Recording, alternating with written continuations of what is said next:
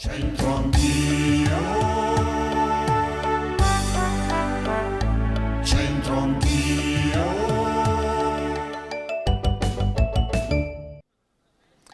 Di nuovo c'entro anch'io. Nel Museo di Santa Giulia si può ammirare anche il monumento funebre di Niccolò Orsini, conte di Pitigliano.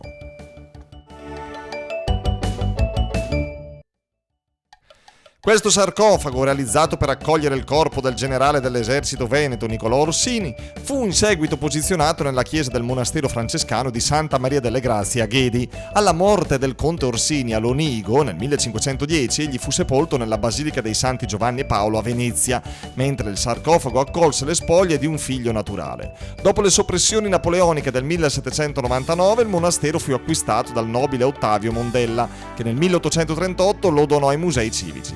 Sul sarcofago, finemente decorato, è la statua del condottiero, mentre sul fronte la Madonna col bambino tra i santi Giorgio e Antonio Abate, ai quali era dedicata la cappella della famiglia Orsini.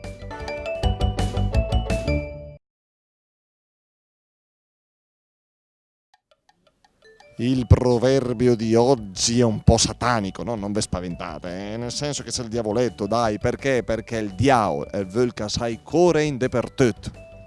Valeria e Marco, turisti pisani a Brescia. Allora facciamo una cosa, cominciamo subito parlando male del livornese, così ce la tagliamo. Che è un livornese, come fa? Che ha un livornese che non funziona? Il livornese che è livornese, solo quello. Valeria, dai, così. A me non mi riesce a parlare male invece. Quanto è buona, ma che è sta qua? È troppo buona. Neanche con i livornesi. Ma va, ci avrà qualche parere. Simpatici, siamo gelosi. No? Aspettando un'eredità da un livornese, secondo me. Può darsi, o c'ha l'amante livornese. Dici? Mamma mia, che brutta cosa l'amante livornese. No, no. Quindi pensiero negativo da pisano, il livornese invece è molto più ottimista. Io la taglierei fuori, non la intervisterei. Senti un po', dai Valeria, Cosa c'è da intervistare? qualcosa in dialetto bresciano, voi di dialetto bresciano ovviamente, un amico bresciano, un parente bresciano ce l'avete? L'abbiamo. Sì. Sì, Che parole? Sto pensando a delle Pota, parole. pota, Bravo. fes. Vero? Te la insegnate? No, Sì. l'altra sarà una parola. Solo pota però. Sì, o probabilmente te ne ha detta un'altra, ma è una parolazza. Sì, non me ne ricordo altro. Meglio, brava, vedi come sei diplomatica. El diavol, el vuol sai core in dappertutto. Quante parole hai capito in questo proverbio, Valerio? Il La seconda. diavolo Brava. vuole... Cacciare. Sì, è lì tipo eliminare. Sì. Eh? I core in. Sì, si parlava prima di core. I core in. I cornuti. Non lo so. Vabbè, dappertutto. Il diavolo al vol a casa. Che vuol a casa? El vuol. Il vol a casa. Ma che è a casa? Cassa. Ma no a cassa, el vuol. Il vol. Cassa. I correi. Dappertutto.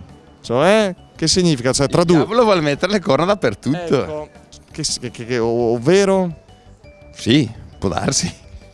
Che si può, no, dico, ovvero che significa questo? Il diavolo vuol casai corna. Che vuole Pota. mettere le corna dappertutto. Sì. Pota.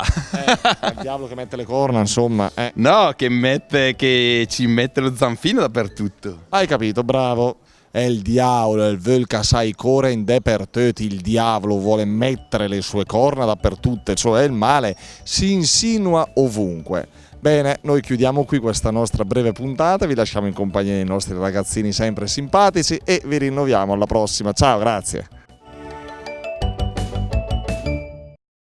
Ciao Matteo, se tu volessi stare comodo, ti metteresti sull'utumana? Sì, Che cos'è? il divano. Bravissimo.